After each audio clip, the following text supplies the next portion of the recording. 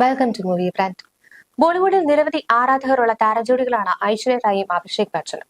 ഇരുവരുടെയും അഭിമുഖങ്ങളും മറ്റും സോഷ്യൽ മീഡിയയിൽ ചർച്ചയായി മാറാറുമുണ്ട്. എന്നും പരസ്പരമുള്ള ബഹുമാനത്തിന്റെയും സ്നേഹത്തിന്റെയും കാര്യത്തിൽ ആരാധകർക്ക് മാതൃകയായിരുന്നു അഭിഷേകും ഐശ്വര്യയും.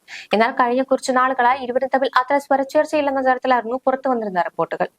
ഐശ്വര്യയുടെ ജന്മദിനാഘോഷത്തിൽ അഭിഷേക് പങ്കെടുത്തിരുന്നതും ബച്ചൻ കുടുംബത്തോട് ഐശ്വര്യ അകലം പാലിക്കുന്നതുമെല്ലാം ആരാധകരുടെ ഇത്തരം സംശയങ്ങൾക്ക് ആക്കം കൂട്ടുന്നതായിരുന്നു. എന്നാൽ തങ്ങൾക്കിടയിൽ പ്രശ്നങ്ങളൊന്നുമില്ലെന്നും ഇപ്പോഴും നല്ല രീതിയിൽ പോകുന്നതായിട്ട് അഭിഷേക് സൂചിപ്പിച്ചിരുന്നു.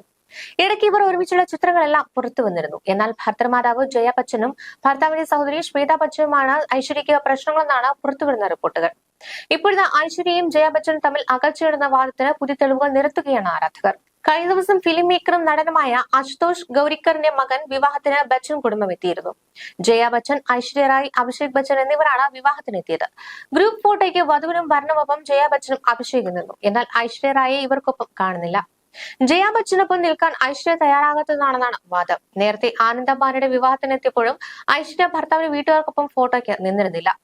നിലവിൽ പ്രചരിക്കുന്ന ഗോസിപ്പുകളെ ഒരുമിച്ചുള്ള ഒരു ഫോട്ടോ കൊണ്ട് ഐശ്വര്യയ്ക്കും ജയ ബച്ചനും ഇല്ലാതാക്കാം. എന്നാൽ ഇവർ അതിന് തയ്യാറാകാത്തത് അഭ്യൂഹങ്ങൾക്ക് ആക്കം കൂട്ടുകയാണ്. പ്രചരിക്കുന്ന ഗോസിപ്പുകൾ സത്യമായിരിക്കാമെന്നും എന്തോ പ്രശ്നമുണ്ടെന്നും ആരാധകർ വാദിക്കുന്നുണ്ട്.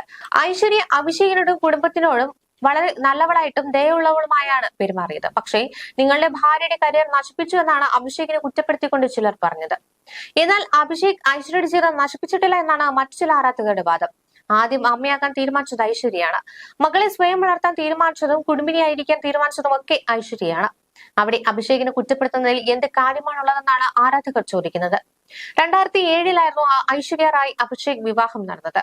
ഐശ്വര്യ കരിയറിൽ ഉന്നതികളിൽ നിൽക്കുമ്പോഴായിരുന്നു ഈ വിവാഹം. എന്നാൽ അഭിഷേക് ആകട്ടെ മുൻനിര നായക നിരയിൽ പോലും അന്ന് സ്ഥാനം ഉറപ്പിച്ചിട്ടില്ല. അന്നും ഇന്നും അഭിഷേകിനേക്കാൾ ഒരുപാട് ദൂരം മുന്നിലാണ് ഐശ്വര്യ. അഭിഷേക് ബച്ചൻ സിനിമയിൽ സജീവമാണെങ്കിലും അടുത്ത കാലത്ത് ഒരു ഹിറ്റ് ചിത്രം പോലും അദ്ദേഹത്തിൻ്റെതായി പുറത്തിറങ്ങിയിട്ടില്ല.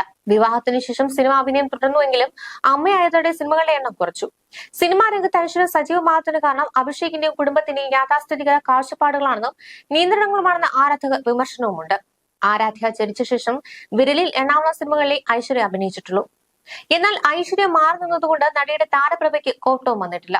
മണിരത്നം സംവിധാനം ചെയ്ത പൊന്നിയിൻ സെൽവത്തിലാണ് നടി ഏറ്റവും ഒടുവിലായി അഭിനയിച്ചത്.